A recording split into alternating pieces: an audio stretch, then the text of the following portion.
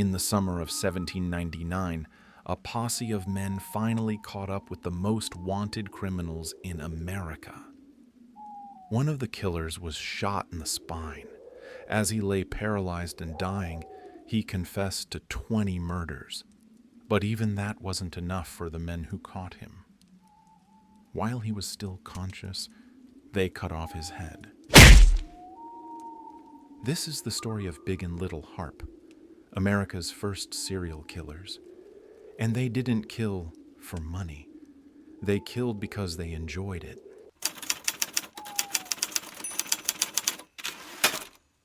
The year is 1797. George Washington has just left office.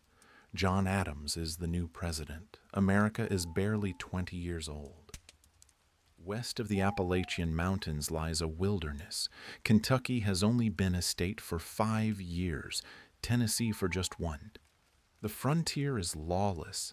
There are no sheriffs, no courts, no jails for hundreds of miles.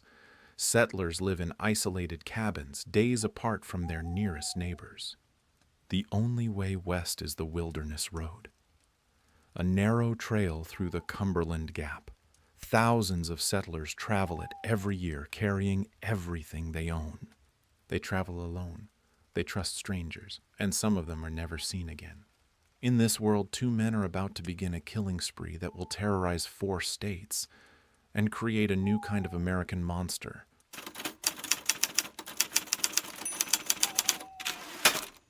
Micajah and Wiley Harpe were born in North Carolina around 1768 and 1770.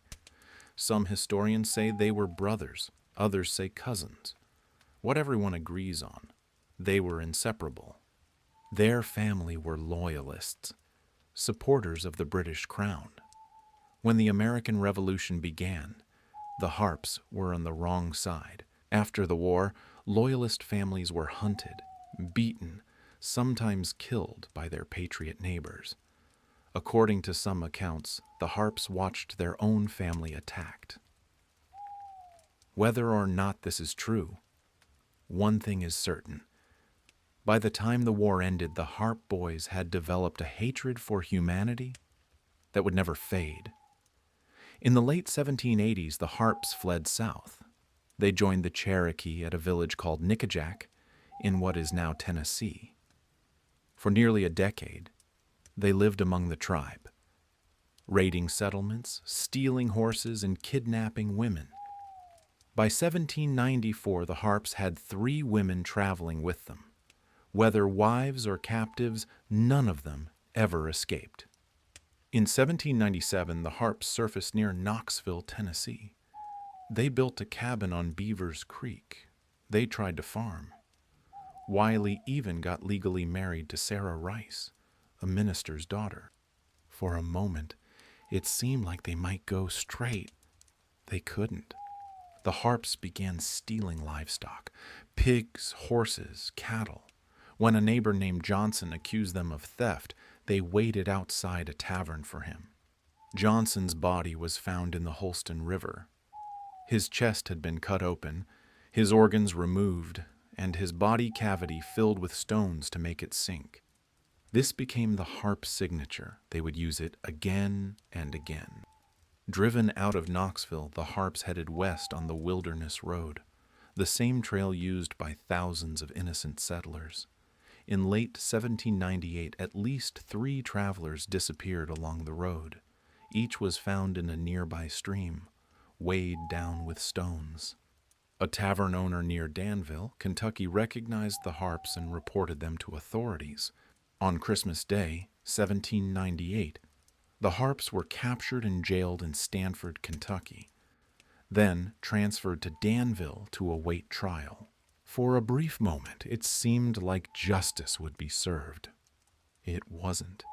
On March 16, 1799, the Harpes broke out of Danville jail. They left their pregnant wives behind to face trial alone. The women were eventually acquitted. Both gave birth in jail.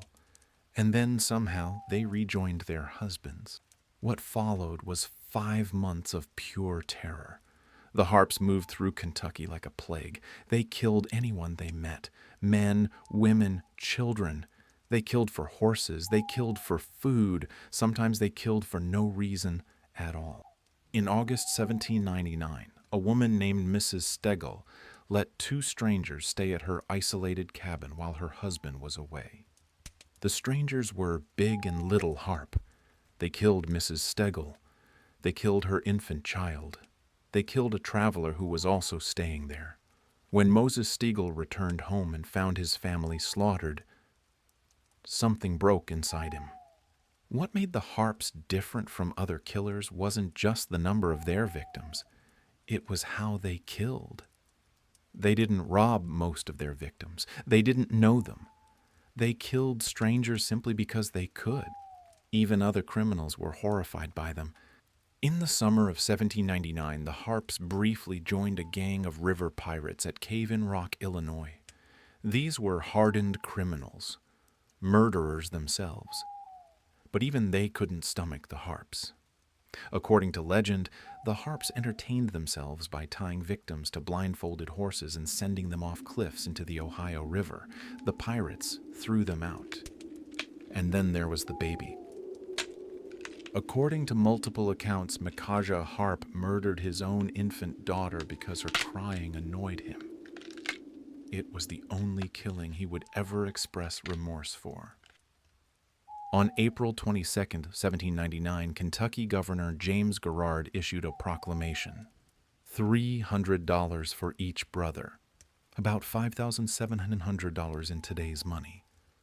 For America's most prolific killers, it was a bargain. By August 1799, a posse led by John Leiper was closing in. Among them was Moses Stegall, the man whose wife and baby the Harpes had murdered just days before. On August 24, 1799, they found the Harpes near the Webster County line. The brothers were about to kill another settler named George Smith. The posse called for surrender. The Harpes ran. Wiley was grazed by a bullet, but escaped into the woods. Micajah wasn't so lucky. He was shot in the leg, then in the spine. John Leiper caught up with him and knocked him from his horse. As Big Harpe lay paralyzed in the dirt, he confessed. 20 murders, probably more. But confession wasn't enough for Moses Stegall. While Micajah Harpe was still alive, still conscious, Moses Stegall took out his knife and slowly cut off his head. Moses Stegall took Big Harpe's head and mounted it on a pole, or some say a tree, at a crossroads near his cabin in Webster County, Kentucky. The head stayed there for years. Some accounts say a decade or more. It became a landmark. Today, the crossroads is still called Harp's Head Road. You can find it on a map. Highway 41A in Webster County, Kentucky. Big Harpe's body was left to rot where it fell. Little Harpe escaped. He vanished into the wilderness and made his way south. Back to Cave in Rock. Back to the river pirates. For 4 years, Wiley Harpe lived under the alias John Seton. He joined the gang of Samuel Mason, a notorious outlaw who robbed travelers along the Natchez Trace. In 1803, Samuel Mason was shot by unknown assailants. A man showed up in Mississippi claiming the reward, carrying Mason's head in a bag. The man called himself John Seton, but someone recognized him. It was Wiley Harpe. Wiley was arrested, tried for his crimes as a Harpe, and sentenced to death. On February 8, 1804, Little Harpe was hanged in Old Greenville, Mississippi. The Harpe brothers had finally been reunited, in death as in life. Between 1797 and 1799, the Harpe brothers killed at least 39 people. Some historians believe the true number could be over 50. They were America's first serial killers, decades before Jack the Ripper, a century before H.H. Holmes. Today, almost nothing remains of their story. A road name in Kentucky, a few historical markers, a chapter in books about frontier violence. But for 2 years, the Harpe Brothers were the most terrifying men in America. They killed without reason, without mercy, without remorse. They weren't the last American serial killers, but they were the first, and in some ways, they were the worst. The frontier was supposed to be a place of new beginnings, a place where anyone could start over. But some people brought their darkness with them.